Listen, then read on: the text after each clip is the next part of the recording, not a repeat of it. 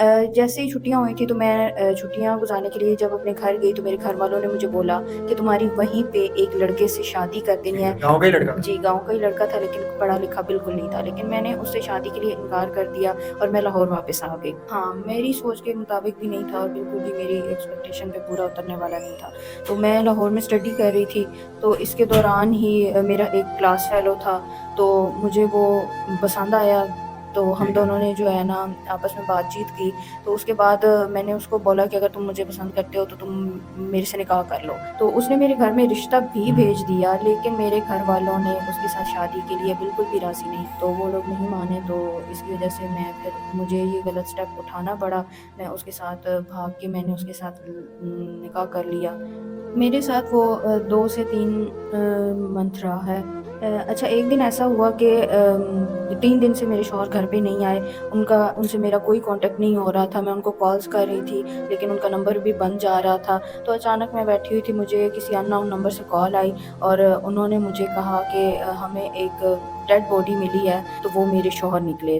अस्सलाम वालेकुम नाज़रीन। नाज़रीन, आज हमारे साथ बहुत दर्दनाक कहानी मौजूद है। ये आप हमारे साथ जो मेरी बहन बैठी हुई हैं, इनको देख सकते हैं। इनकी कहानी इतनी दर्दनाक है, इतनी अफ़सोसनाक है कि शायद आपके पैरों तले ज़मीन निकल जाए। ये लाहौर आती तो स्टडी के लिए है, लेकिन कुछ घर में हालात ऐसे बन जाते हैं कि इनको लाहौर में शादी करके एक शख्स के साथ यहीं पर रहना पड़ता है। उसके बाद इनके जो शौहर हैं जिनसे ये शादी करती हैं, कोई 3 से साढ़े 3 माह तक इनकी शादी चलती है, लेकिन इनके सर पर गमों का पहाड़ टूट पड़ता है।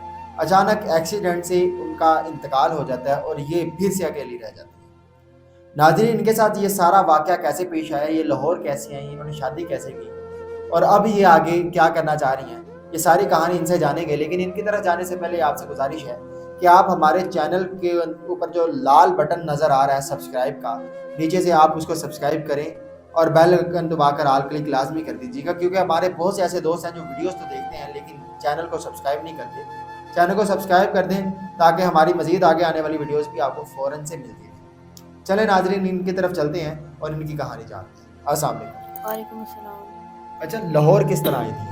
बेसिकली मैं लाहौर से नहीं हूँ, मैं लाहौर स्टडी करने के लिए आई थी। मैं उकाड़ा की रहने वाली हूँ।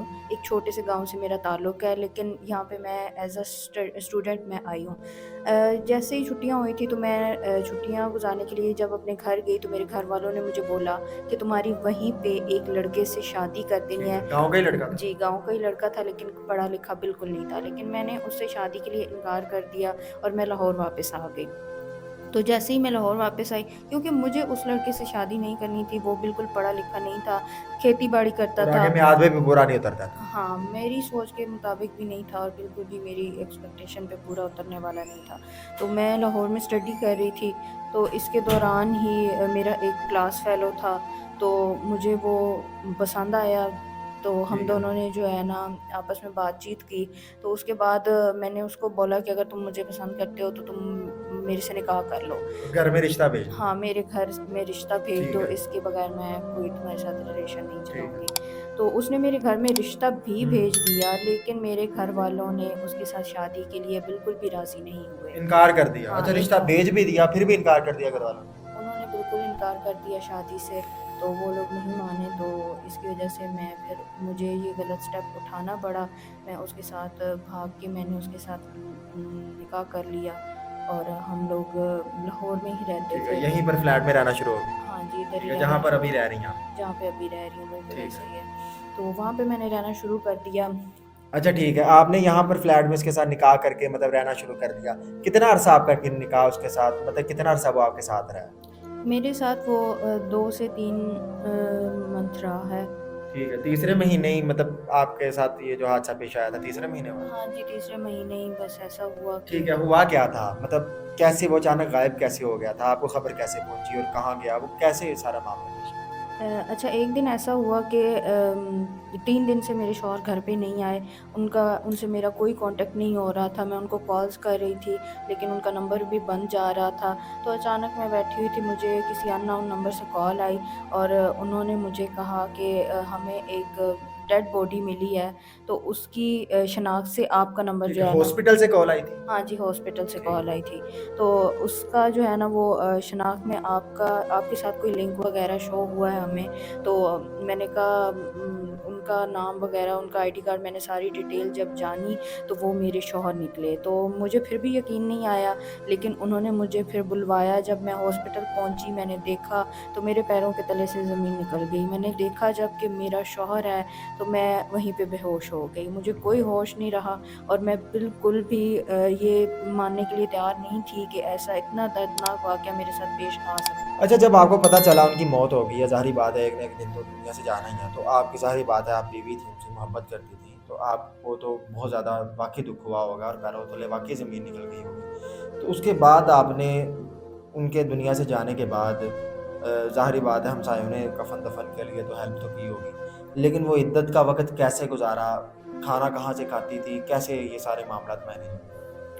शौहर के इंतकाल के बाद मैंने बहुत बुरे हालात देखे, लेकिन जब तक इद्दत चल रही थी तब तक मुझे इतना फ़ील नहीं हुआ, क्योंकि हमसायों ने खाना वगैरह भेज देना होता था टाइम पे। इद्दत वाले टाइम पे मुझे मकान मालिक ने भी इतना तंग नहीं किया, उसने किराया क्योंकि वग़ैरह नहीं माँगा हाँ, इद्दत उसने में? किराया नहीं माँगा। उसको पता था कि ये कहाँ से अरेंज करके दे सकती है, इकलौती औरत है, तो उसने मुझे इतना तंग इद्दत के दौरान नहीं किया। लेकिन जैसे ही मेरी इद्दत कंप्लीट हुई, वो अरसा जो है वो मुकम्मल हुआ, तो हमसायों ने भी हाथ छोड़ दिया। उसके बाद मालिक मकान ने भी मकान का किराया माँगना शुरू कर तंग दिया। करना शुरू कर दिया? बहुत ज़्यादा तंग किया कि पिछले 4 महीनों का भी किराया तुम दो, और अब से जो है ना वो तुमने किराया देना है, वरना हम तुम पे जो है वो केस कर देंगे। ठीक है। और उसके बाद ज़ाहिर बात है पिछला किराया 4 माह का किराया वो और आगे भी 2 माह आपने टोटल गुज़ार लिए हैं अब तो। तो टोटल 6 माह का किराया अब आपके ऊपर ये बोझ है और आपके ऊपर कर्ज़ा चढ़ा हुआ है। हाँ जी, बहुत ज़्यादा कर्ज़ा है और ये मेरे एक ऊपर कितना बोझ किराया है है। 1 महीने का? 1 महीने का 10,000 किराया है। यानी कि टोटल कोई 60-70 हज़ार रुपए के करीब आपके ऊपर कर्ज़ा है मालिक मकान का। तो वो आके डॉक्यूमेंट भी ले गया, आपका आईडी कार्ड भी ले गया तो और क्या वो धमकियाँ दे रहा है केस करने की?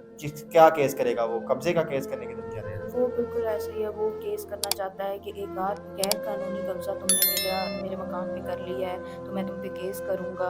तुम मेरा पिछला सारा किराया जो है ना कुछ ही दिनों में हाँ, वापस किराया करो। दोगी तो जाने दूँगा या कह रहा है चली कपड़े उठा के चली जाओ किराया चाहे ना दो, ये भी कह रहा है। नहीं, उसने कहा है किराया दोगी तो ही जाओगी, वरना तुम यहाँ से जा नहीं सकती, और किराया भी तुम्हें ठीक हर है। हाल में देना है इसी हफ्ते के अंदर। ठीक है, अभी तो आपने बहुत बुरे हालात देख लिए हैं, इतनी परेशान ज़िंदगी भी गुज़ार ली है और हालात भी इस टाइम बहुत सख्त हैं। अभी इन हालात का सामना आप अकेली तो कर नहीं सकती, तो क्या इरादा है, क्या करना चाह रही हैं आप?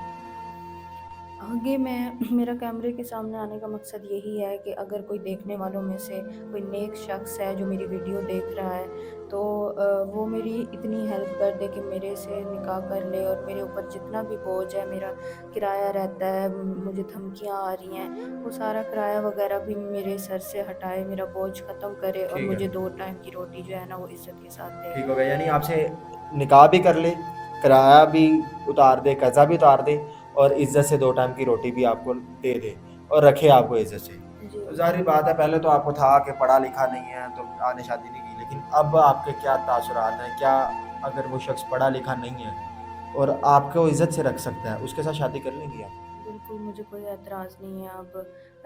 पढ़े-लिखे होने से मुझे अब फ़र्क नहीं पड़ता, लेकिन एक शख़्स हो जो मुझे इज़्ज़त दे, इज़्ज़त से घर पे रखे, मुझे एक छत चाहिए, इज़्ज़त, क्योंकि अकेली लड़की का रहना बहुत मुश्किल है इस दुनिया में। ठीक मैंने है। बहुत बुरे हालात देखे हैं, तो मुझे एक सहारा अच्छा, चाहिए। उम्र कितनी होनी चाहिए और चेहरा, खूबसूरती ये चीज़ें मैटर करती हैं?